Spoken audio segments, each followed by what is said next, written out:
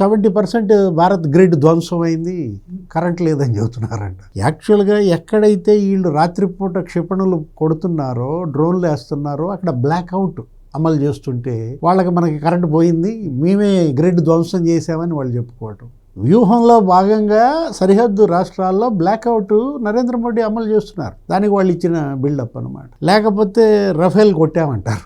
అసలు రఫేల్ కొట్టగలిగే శక్తి మీ దగ్గర ఉందా పాకిస్తాన్లో? ఇప్పుడు రఫేల్ ఏంటని ఏం చేస్తుందంటే, కొంచెం వెయిట్ ఎక్కువైంది అనుకో విమానం, దానిలో ఉన్న లగేజ్ కొంత వదులుద్ది. ఇది కొన్ని ట్యాంకులు తగ్గించుకుంటుంది. బాగా హైట్ వెళ్తున్నా, బాగా స్పీడ్ వెళ్ళాలనుకున్నా, ఆ వదిలినదేదో అక్కడ పడింది అనుకుంటా, అది చూసి అప్పుడే రఫేల్ కొట్టామంటారు. గాజా యుద్ధం, ఆ వీడియో తీసుకొచ్చి పాకిస్తాన్ యుద్ధం అనేవాడు మొదలుతున్నారు. ఉక్రెయిన్ వార్, అందులో విజువల్స్ వీడియోస్ తీసుకొచ్చి ఇక్కడే వాడుతున్నారు. ఏం గుర్తొచ్చింది మనకి? ఏది, ఒక అమ్మాయి ఉంటుంది, ఇక్కడ నా చుట్టూ అన్ని శవాలే అని చెబుతూ ఉంటుంది.